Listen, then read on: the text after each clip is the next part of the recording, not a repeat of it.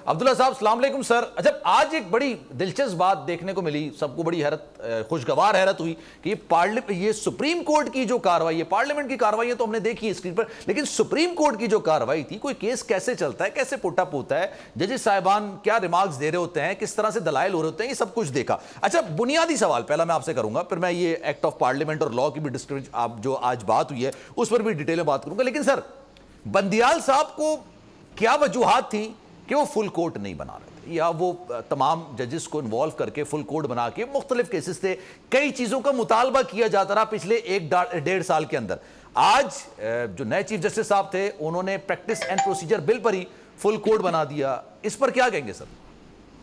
सलमान साहब वालेकुम अस्सलाम, बहुत शुक्रिया आपका। आज मैं सिर्फ एक बात जरूर कहना चाहूँगा कि आज अगर कोई आदमी अच्छा हो और मुखलिस हो और वो वाकई ही अपने मुल्क के लिए कुछ करना चाहे अपनी ज़ात से बालातर होके, तो कौम में उसका जो खोया हुआ एतमाद उस इदारे का जिसके ऊपर लोगों की नज़रें मरकूज थी, आज वो दोबारा बहाल हो गया एक ही दिन के अंदर। और एक छोटा सा एक्ट के एक तो उसको लाइव दिखा दिया और बड़े बड़े जो नामवर जो वकला थे और अपने जजों के हवाले से जो लोगों के तहफ़्फ़ुज़ात थे, देखने में आया कि इंतहाई खूबसूरत सवालात के जवाब वो अपना जस्टिस मुनीर अख्तर साहब ने किए, इसी तरीके से अब्दुल्ला साहब ने किए, दीगर जज साहिबान ने, जो जस्टिस आयशा मलिक साहिबा ने किए और ख़ुद चीफ जस्टिस साहब ने जिस तरह से किए, और जो सवालात के जवाब देने में जिस तरीके से बड़े बड़े नाम जो थे वो भी लरजना शुरू हो गए। तो मेरे ख्याल में आज कौम ने ये भी देखा, 99.9% वो लोग थे जिन्होंने कभी सुप्रीम कोर्ट का ये चेहरा ही नहीं देखा, बल्कि कई ऐसे वकला होंगे जो रिटायर हो गए मुख्तलिफ छोटे बड़े शहरों में रहते हुए, जिन्होंने सुप्रीम कोर्ट का चेहरा नहीं देखा। सर, हॉल ही नहीं देखा, जहां पर बैठ की कार्रवाई होती है ना, वही नहीं देखा। आज जब मैं देख रहा तो मुझे पता चला कि बेंचेस इस तरह से बैठ के कार्रवाइयां सुनते हैं। जी बिल्कुल। अच्छा, अब कमाल ये है कि घर की खवातीन ने भी देखा ये पूरे कौम का, क्योंकि लोगों के दिल में एक इज़्तिराब था। अब जो आ गया आपने बंदियाल साहब का सवाल,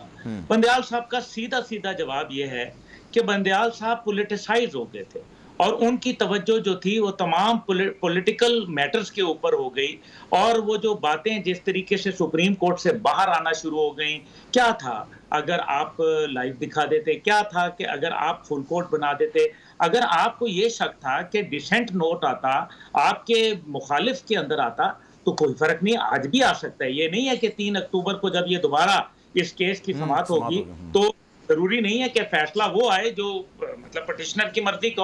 हो सकता है उस बरक्स आ जाए, लेकिन कम से कम कौम को ये एतमाद होगा कि जनाब ये एक अक्सरियती फैसला है, यही हुस्न होना चाहिए। और आपको ये शक था, और फिर उन्होंने जिस तरह से पॉलिटिक्स में फैमिलीज को इन्वॉल्व कर लिया और पूरी कौम के अंदर तकसीम कर दिया, सियासत के मैदान में तकसीम कर दिया, सियासतदानों को बजाय इसके कि अपने मैटर्स को वो पॉलिटिकल फोरम्स के ऊपर हल करते, उन्होंने जो है वो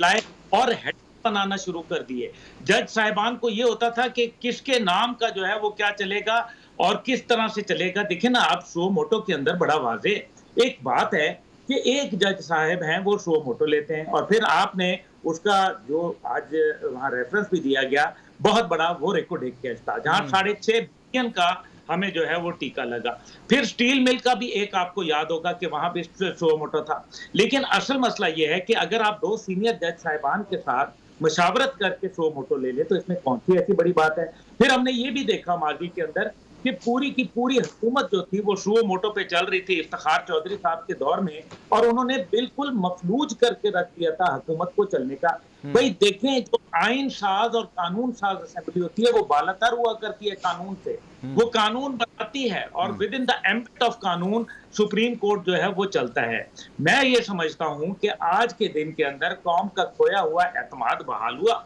उन्होंने खवातीन के हवाले से जो अपनी अहलिया को साथ खड़ा होके उन्होंने ये पहला इंसाफ का तकाजा पूरा किया कि जो खातून उनकी वजह से उनको जो है हजीमत उठानी पड़ी। सर मैं इसमें ऐड करूं, अगर आप इजाजत दें सर, 2019 का मई का ही महीना था ना कि सदर मुमलिकत की जानिब से रेफरेंस तैयार किया गया था काजी साहब के खिलाफ, और फिर काजी साहब ने, उनकी अहलिया ने, उनको सुप्रीम कोर्ट पेश होना पड़ा, सफाइयां देनी पड़ी, और फिर कल उन्हीं सदर मुमलिकत ने उन्हीं काजी साहब से चीफ जस्टिस ऑफ पाकिस्तान के ओहदे का हल्फ लिया सर।